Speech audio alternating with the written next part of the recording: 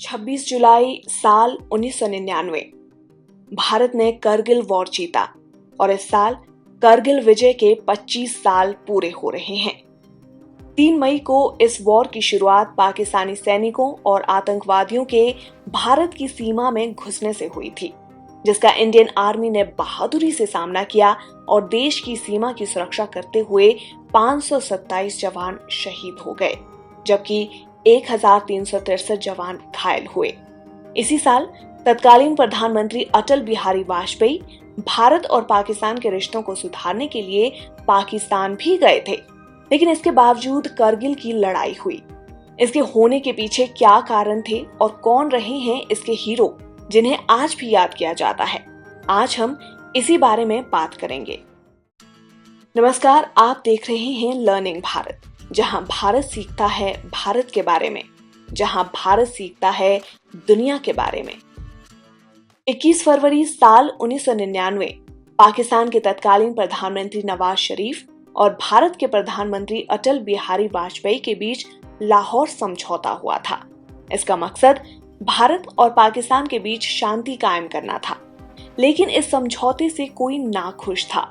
शायद इसीलिए इसके कुछ महीने बाद ही पाकिस्तान के घुसपैठिए भारत की सीमा में घुस गए और करगिल की ऊंची पहाड़ियों पर कब्जा कर लिया। इसकी जानकारी 3 मई को स्थानीय चरवाहों से आर्मी को मिली और 10 मई को भारत की ओर से ऑपरेशन विजय शुरू किया गया।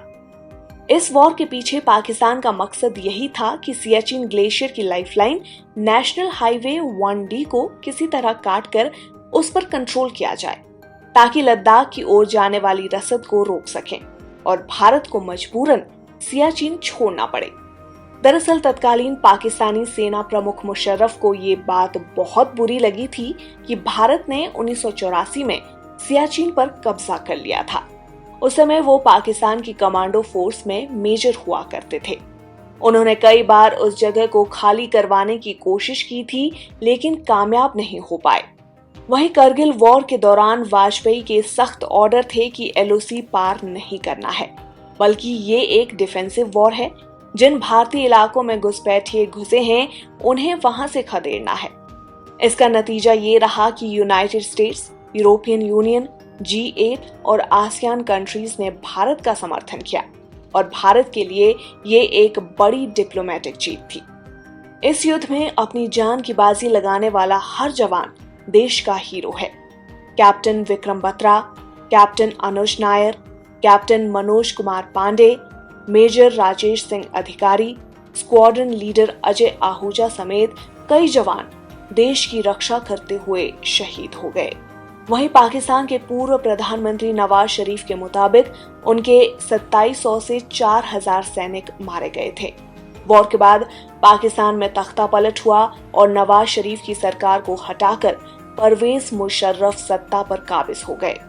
वहीं भारत में इस वॉर से लोगों में देशभक्ति की भावना को बढ़ावा मिला और इससे जुड़ी कई फिल्में भी बनाई गईं, जिनमें LOC कारगिल, लक्ष्य, भूप और शेरशाह है। शेरशाह कैप्टन विक्रम बत्रा के जीवन पर बनी फिल्म है।